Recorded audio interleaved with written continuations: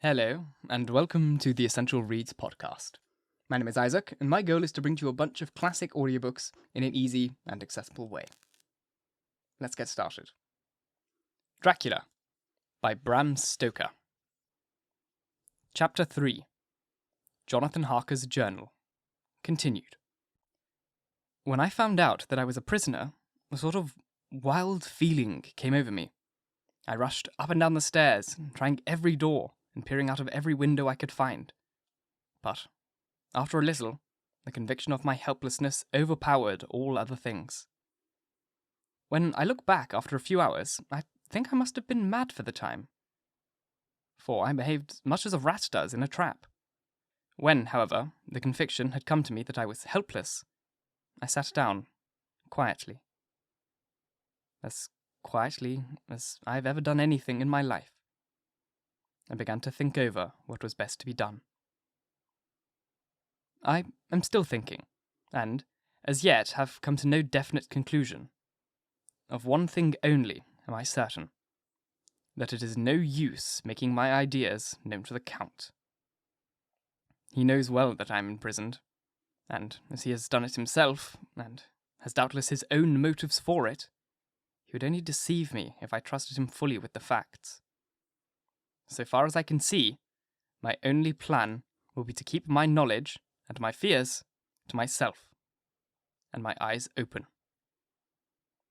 I am, I know, either being deceived like a baby by my own fears, or else I'm in desperate straits, and, if the latter be so, I need, and shall need, all my brains to get me through. I'd hardly come to this conclusion when I heard the great door below shut, and knew that the Count had returned. He did not come at once into the library, so I went cautiously to my room, and found him making the bed. This was odd, but only confirmed what I had all along thought, that there were no servants in the house. When I saw him through the chink of hinges of the door, laying the table in the dining room, I was assured of it. For, if he does all these menial offices, surely it's proof that there is no one else to do them. And this gave me a fright. For, if there was no one else in the castle, it must have been the Count himself who was the driver of the coach that brought me here. This is a terrible thought. For, if so, what does that mean? That he could control wolves as he did, only by holding up his hand in silence? How was it that all the people in Bistritz and on the coach had some terrible fear for me? What meant the giving of the crucifix, of the garlic, of the wild rose, of the mountain ash? Bless that good woman who hung the crucifix round my neck, for it is a comfort and a strength to me whenever I touch it. It is odd that a thing which I have been taught to regard with disfavour and as idolatrous should, in a time of loneliness and trouble, be of help. It is that there is something in the essence of the thing itself, or that it is a medium, a tangible help in conveying memories of sympathy and comfort.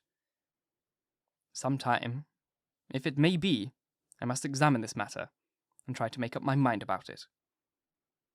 In the meantime, I must find out all I can about Count Dracula, as it may help me to understand. Tonight, he may talk of himself if I turn the conversation that way. I must be very careful, however, not to wake his suspicion. Midnight. I have had a long talk with the Count. I asked him a few questions on Transylvanian history, and he warmed up to the subject wonderfully. In his speaking of things and people, and especially of the battles, he spoke as if he had been present at them all. This he afterwards explained by saying that to a boyar, the pride of his house and name is his own pride, and that their glory is his glory, that their fate is his fate. Whenever he spoke of his house, he always said we, and spoke almost in the plural, like a king speaking. I wish I could put down all he said exactly as he said it, for to me it was most fascinating. It seemed to have in it a whole history of the country. He grew excited as he spoke, and walked about the room, pulling his great white moustache, and grasping anything on which he laid his hands as though he would crush it by main strength. One thing he said I shall put down as nearly as I can, for it tells, in its way, the story of his race. We Schleckies have a right to be proud, for in our veins flows the blood of many brave races who fought, as the lion fights, for lordship. Here, in the whirlpool of eastern races, the Ugric tribe bore down from Iceland the fighting spirit which Thor and Woden gave them, which their berserkers displayed to fell intent on the seaboard of Europe, ay, and of Asia and Africa too, till the people thought that the werewolves themselves had come. Here, too, when they came, they found the Huns, whose warlike fury had swept the earth like a living flame. So the dying people held that in their veins ran the blood of those old witches who, expelled from Sitha, had mated with devils in the desert. Fools. Fools! What devil, or what witch was ever so great as Attila, whose blood is in these veins? He held up his arms. Is it a wonder that we were a conquering race? That we were proud? That when the Magyar, the Lombard, the Avar, the Bulgar, or the Turk poured his thousands on our frontiers, we drove them back? Is it strange that when Arpad and his legions swept through the Hungarian fatherland, he found us here, when he reached the frontier? That the Honoflogolas was completed there? And when the Hungarian flood swept eastward, the Schleckies were claimed as kindred by the victorious Magyars. And to us, for centuries, was trusted the guarding of the frontier of Turkeyland. And more than that, endless duty of the frontier guard. For, as the Turks say, Vorter sleeps, and enemy is sleepless. Who more gladly than we fought the four nations received the bloody sword, or at his warlike call flocked quicker than the standard of the king? Then was redeemed that great shame of my nation, the shame of Kasova, when the flags of Volok and the Magyar went down beneath the crescent. Who was it but one of my own race, who, as Voivode, crossed the Danube, and beat the Turk on his own ground? This was a Dracula indeed. Who was it that his own unworthy brother, when he had fallen, sold his people to the Turk, and brought the shame of slavery on them? Was it not this Dracula indeed that inspired that other of his race, who, in a later age, again and again brought his forces over the great river into Turkeyland? Who, when he was beaten back, came again and again and again, though he had come alone, from the bloody field where his troops were being slaughtered, since he knew that he alone could ultimately triumph. They said that he thought only of himself. Bah! What good are peasants without a leader? Where ends the war without a brain and a heart to conduct it? Again, then, after the Battle of Mohacs, we threw off the Hungarian yoke.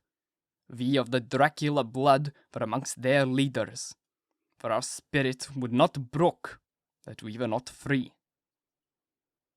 Ah, young sir, the Schleckies and the Dracula, as their heart's blood, their brains, and their swords, can boast a record that mushroom growths like the Hepsburg and the Romanovs can never reach. The warlike days are over. Blood is too precious a thing in these days of dishonorable peace, and the glories of the great races are as a tale that is told. It was by this time close on morning, and we went to bed. Mem, this diary seems horribly like the beginning of the Arabian Nights, for everything has a break-off at cockcrow, or like the ghost of Hamlet's father. 12 May. Let me begin with the facts. Bare, meagre facts, verified by books and figures, and of which there can be no doubt. I must not confuse them with experiences, which will have to rest on my own observation or memory of them. Last evening, when the Count came from his room, he began by asking me questions on the legal matters, and on doing certain kinds of business. I had spent the day wearily over books, and, simply to keep my mind occupied, went over some of the matters I had been examined in at Lincoln's Inn. There was a certain method in the Count's inquiries, so I shall try and put them down in sequence. The knowledge may somehow or sometime be useful to me. First, he asked if a man in England might have 2 solicitors, or more. I told him he might have a dozen if he wished, but that it would not be wise to have more than 1 solicitor engaged in one transaction, as only one could act at a time, and that to change would be certain to militate against his interests. He seemed thoroughly to understand, and went on to ask if there would be any practical difficulty in having one man to attend, say, to banking, and another to look after shipping, in case local help were needed in place far from home of the banking solicitor. I asked him to explain more fully, so that I might not by any chance mislead him. So he said, "I shall illustrate. Your friend and mine, Peter Hawkins, from under the shadow of your beautiful cathedral at Exeter, which is far from London, buys for me, through your good self, my place at London. Good. Now, let me say frankly, lest you should think it strange that I have sought the services of one so far off from London, instead of someone resident there, that my motive was that no local interest might be served, save my wish only. And, as one of London resident might perhaps have some purpose of himself, or friend, to serve, I went thus afield to seek my agent, whose labours should be only to my interest. Now, suppose I, who have much affairs, wish to ship goods, say, to Newcastle, or Durham, or Harwich, or Dover, might it not be that it could with more ease be done by consigning to one of these ports? I answered that certainly it would be more easy, but that we solicitors had a system of agency, one for the other, so that local work could be done locally on instruction from any solicitor, so that the client, simply placing himself in the hands of one man, could have his wishes carried out by him without further trouble. "But," said he, "I could be at liberty to direct myself, is that not so?" "Of course," I replied. "Good," he said, and then went on to ask about the means of making consignments, and the forms to be gone through, and all sorts of difficulties which might arise, but, by forethought, could be guarded against.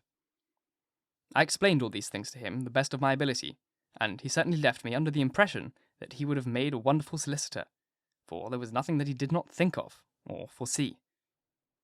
For a man who was never in the country, and who did not evidently do much in the way of business, his knowledge and acumen were wonderful. When he had satisfied himself on these points of which he had spoken, and I had verified all as well as I could by the books available, he suddenly stood up and said, "Have you written since your first letter to our friend Mr. Peter Harker, or to any other?" It was with some bitterness in my heart that I answered that I had not, and as yet I had not seen any opportunity of sending letters to anybody. "Then write now, my young friend," he said, laying a heavy hand on my shoulder. "Write to our friend, and to any other, and say, if it will please you, that you will stay with me until a month from now." "Do you wish me to stay for so long?" I asked, for my heart grew cold at the thought. "I desire it much. Nay, I will take no refusal. When your master-employer, what you will, engaged that someone should come on his behalf, it was understood that my needs only were to be consulted. I have not stinted. Is that so?" What could I do but bow acceptance? It was Mr. Hawkins' interest, not mine, and I had to think of him, not myself. And besides, while Count Dracula was speaking, there was that in his eyes and his bearing which made me remember that I was a prisoner, and that if I wished it, I could have no choice. The Count saw his victory in my bow, and his mastery in the trouble of my face, for he began at once to use them, but in his own smooth, resistless way. "I pray you, my good friend, that you will not discourse of things other than business in your letters. It will doubtless please your friends to know that you are well, and that you look forward to getting home to them." Is that not so?" As he spoke, he handed me 3 sheets of notepaper and 3 envelopes. They were all of the thinnest foreign post, and, looking at them, then him, noticing his quiet smile with the sharp canine teeth lying over the red underlip, I understood, as well as if he had spoken, that I should be careful what I wrote, for he would be able to read it. So I determined to write only formal notes now, but to write fully to Mr. Hawkins in secret, and also to Mina, for to her I could write in shorthand, which would puzzle the Count, if he did see it. When I had written my 2 letters, I sat quiet, reading a book whilst the Count wrote several notes referring, as he wrote them, to some books on his table. Then he took up my 2 and placed them with his own, and put by his writing materials, after which, the instant the door had closed behind him, I leaned over and looked at the letters, which were face down on the table. I felt no compunction in doing so, for, under the circumstances, I felt that I should protect myself in every way I could. One of the letters was directed to Samuel F. Billington, number 7, The Crescent, Whitby, and another to Herr Lieutenant, Varna, and the third was to Coutts & Co., London, and the fourth to Heron Klopstock and Bill and Ruth Bankers, Budapest. The second and fourth were unsealed. I was just about to look at them when I saw the door handle move. I sank back in my seat, having just had enough time to replace the letters as they had been and to resume my book before the Count, holding still another letter in his hand, entered the room. He took up the letters on the table and stamped them carefully, and then, turning to me, said, "I trust you will forgive me, but I have much work to do in private this evening. You will, I hope, find all things as you wish." At the door, he turned, and after a moment's pause, said, "Let me advise you, my dear young friend. Nay, let me warn you with all seriousness, that should you leave these rooms, you will not, by any chance, go to sleep in any other part of the castle. It is old, and has many memories. There are bad dreams for those who sleep unwisely. Be warned. Should sleep now, or ever overcome you, or be like to do, then haste to your own bedchamber, or to these rooms, for your rest will then be safe. But if you be not careful in this respect, then—" He finished his speech in a gruesome way, for he motioned with his hands as if he were washing them. I quite understood. My only doubt was as to whether any dream could be more terrible than the unnatural, horrible net of gloom and mystery which seemed closing round me. Later, I endorse the last words written, but this time there is no doubt in question. I shall not fear to sleep in any place where he is not. I have placed the crucifix over the head of my bed. I imagine that my rest is thus freer from dreams, and there it shall remain. When he left me, I went to my room. After a little while, not hearing any sound, I came out and went up the stone stair where I could look out towards the south. There was some freedom in the vast expanse, inaccessible though it was to me, as compared with the narrow darkness of the courtyard. Looking out of this, I felt that I was indeed in prison, and I seemed to want a breath of fresh air, though it were of the night. I am beginning to feel this nocturnal existence tell on me. It is destroying my nerve. I start at my own shadow. I am full of all sorts of horrible imaginings. God knows that there is ground for any terrible fear in this accursed place. I looked out over the beautiful expanse, bathed in the soft yellow moonlight, till it was almost as light as day. In the soft light, the distant hills became melted, and the shadows in the valleys and gorges of velvety blackness. The mere beauty seemed to cheer me. There was peace and comfort in every breath I drew, and, as I leaned from the window, my eye was caught by something moving a story below me, and somewhat to my left, where I imagined, from the lie of my rooms, that the window of the Count's own room would look out. The window at which I stood was tall and deep, stone-mullioned, and, though weather-worn, was still complete, but it was evidently many a day since the case had been there. I drew back behind the stonework and looked carefully out. What I saw was the Count's head coming out from the window. I did not see the face, but I knew the man by the neck and the movement of his back and arms. In any case, I could not mistake the hands, which I had so many opportunities of studying. I was at first interested and somewhat amused, for it is wonderful how a small matter will interest and amuse a man when he is a prisoner. But my very feelings changed to repulsion and terror when I saw the whole man slowly emerge from the window and begin to crawl down the side of the castle wall over that dreadful abyss, face down, with his cloak spreading out round him like great wings. At first, I could not believe my eyes. I thought it was some trick of the moonlight, some weird effect of shadow, but I kept looking, and it could be no delusion. I saw the fingers and toes grasp at the corners of the stone, worn clear of the mortars by the stress of years, and by thus using every projection and inequality, move downwards with considerable speed, just as a lizard moves along a wall. What manner of man is this? What manner of creature is it in the semblance of man? I feel the dread of this horrible place overpowering me. I am in fear, in awful fear, and there is no escape for me. I am encompassed about with terrors that I dare not think of. Once more I have seen the Count go out in his lizard fashion.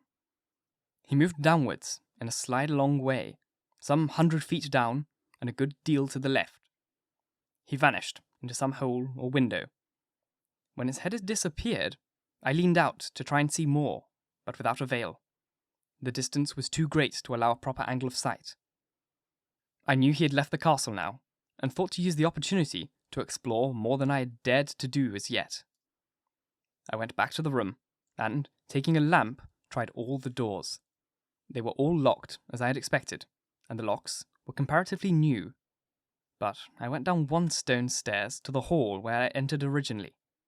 I found I could pull back the bolts easily enough and unhook the great chains, but the door was locked, and the key was gone. That key must be in the Count's room. I must watch, should his door be unlocked, so that I may get it and escape. I went on to make a thorough examination of the various stairs and passages, and to try the doors that opened from them. 1 or 2 small rooms near the hall were open, but there was nothing to see in them except old furniture, dusty with age and moth-eaten. At last, however, I found one door at the top of a stairway which, though it seemed to be locked, gave a little under pressure. I tried it harder, and found that it was not really locked, but that the resistance came from the fact that the hinges had fallen somewhat, and that the heavy door rested on the floor. Here was an opportunity which I might not have again, so I exerted myself, and, with many efforts, forced it back so that I could enter. I was now in a wing of the castle, further to the right than the rooms I knew, and a story lower down. From the windows, I could see that the suite of the rooms lay along to the south of the castle, the windows of the end room looking out both west and south. On the latter side, as well as to the former, there was a great precipice. The castle was built on the corner of a great rock, so that on 3 sides it was quite impregnable, and great windows were placed here where sling or bow or culverin could not reach, and consequently light and comfort impossible to a position which had to be guarded were secured. To the west was a great valley, and then, rising far away, great jagged mountain fastness, rising peak on peak, the sheer rock studded with mountain ash and thorn, whose roots clung in cracks and crevices and crannies of the stone. This was evidently the portion of the castle occupied in bygone days, for the furniture had more air of comfort than any I had seen. The windows were curtainless, and the yellow moonlight flooding in through the diamond panes enabled one to see even colours, whilst it softened the wealth of dust which lay over all, and disguised in some measure the ravages of time and the moth. My lamp seemed to be of little effect in the brilliant moonlight, but I was glad to have it with me, for there was a dread of loneliness in the place which chilled my heart and made my nerves tremble. Still, it was better than living alone in the rooms which I had come to hate from the presence of the Count, and after trying a little to school my nerves, I found a soft quietude come over me. Here I am, sitting at a little oak table, where in old times possibly some fair lady sat at a pen, with much thought and many blushes, her ill-spelt love letters, and writing in my diary in shorthand all that has happened since I closed it last. It is 19th century up to date, with a vengeance, and yet, unless my senses deceive me, the old centuries had and have powers of their own, which mere modernity cannot kill. Later, the morning of 16 May. God preserve my sanity, for to this I am reduced. Safety, and the assurance of safety, are things of the past. Whilst I live on, here and there, there's but one thing to hope for, that I may not go mad, if indeed I be not mad already. If I be sane, then surely it is maddening to think that of all the foul things that lurk in this hateful place, the Count is the least dreadful to me. That to him alone I can look for safety, even though this be only whilst I can serve his purpose. Great God, merciful God, let me be calm, for out that way lies madness indeed. I begin to get new light on certain things that have puzzled me. Up until now, I never knew what Shakespeare meant when he made Hamlet say, "My tablets, quick, my tablets! 'Tis meet that I put down," etc. For now, feeling as though my own brain were unhinged, or as if the shock had come, which must end its undoing, I turned to my diary for repose. The habit of entering accurately must help to soothe me. The Count's mysterious warning frightened me at the time. It frightens me more now when I think of it. For in future, he has a fearful hold upon me. I shall fear to doubt what he may say. When I had written in my diary, and had fortunately replaced the book and pen in my pockets, I felt sleepy. The Count's warning came into my mind, but I took a pleasure in disobeying it. The sense of sleep was upon me, and with it, the obstinacy which sleep brings as outrider. The soft moonlight soothed, and the great wide expanse without gave a sense of freedom which refreshed me. I determined not to return tonight to the gloom-haunted rooms, but to sleep here, where of old ladies had sat and sung and lived sweet lives, whilst their gentle breasts were sad for their menfolk away in the midst of remorseless wars. I drew a great couch out of its place near the corner, so that, as I lay, I could look at the lovely view to the east and south, and unthinking of, and uncaring for the dust, I composed myself to sleep. I suppose I must have fallen asleep. I hope so, but I fear that all that followed was startlingly real, so real that now, sitting here in the broad, full sunlight of the morning, I cannot in the least believe that it was all sleep. I was not alone. The room was the same, unchanged in any way since I came into it. I could see along the floor, in the brilliant moonlight, my own footsteps marked where I had disturbed the long accumulation of dust. In the moonlight opposite me were 3 young ladies. Ladies by their dress and manner. I thought at the time I must be dreaming when I saw them, for, though the moonlight was behind them, they drew no shadow on the floor. They came close to me, and looked at me for some time, and then whispered together. 2 were dark, and had high aquine noses, like the Count, and great, dark, piercing eyes that seemed to be almost red when contrasted with the pale yellow moon. The other was fair. As fair as can be, with great wavy masses of gold hair, and eyes like pale sapphires. I seemed somehow to know her face, and to know it in connection with some dreamy fear, but I could not recollect at the moment how or where. All 3 had brilliant white teeth that shone like pearls against the ruby of their voluptuous lips. There was something about them that made me uneasy, some longing, and at the same time, some deadly fear. I felt in my heart a wicked, burning desire that they would kiss me with those red lips. It is not good to note this down, lest some day it should meet Mina's eyes and cause her pain, but it is the truth. They whispered together, and then they all three laughed. Such a silvery, musical laugh, but as hard as though the sound should never come out of the softness of human lips. It was like the intolerable tingling sweetness of water glasses when played by a cunning hand. The fair girl shook her head coquettishly, and the other two urged her on. One said, "Go on, you're first. We shall follow. Yours is the right to begin." The other added, "He is young and strong. There are kisses for us all." I lay quiet, looking out under my eyelashes in the agony of delightful anticipation.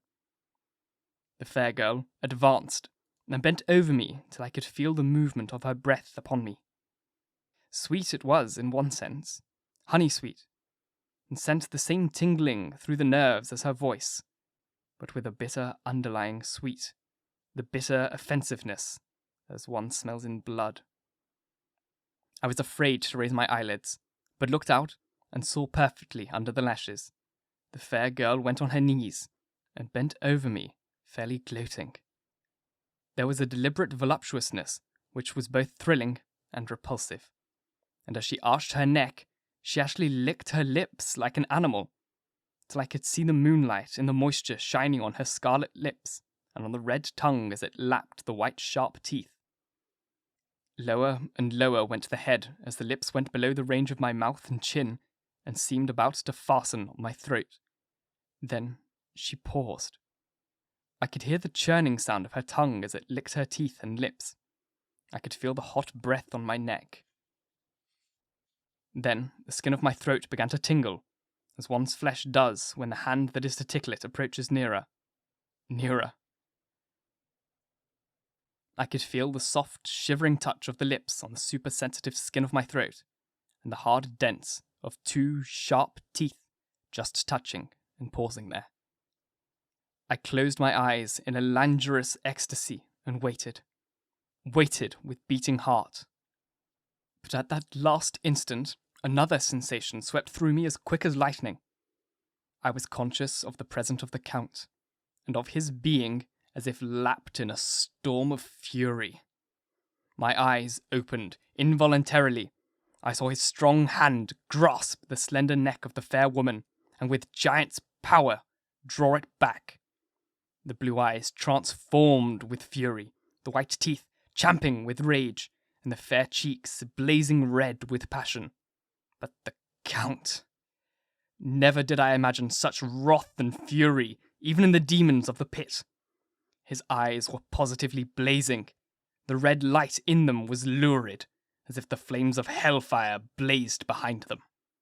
His face was deathly pale, and the lines of it were hard, like drawn wires.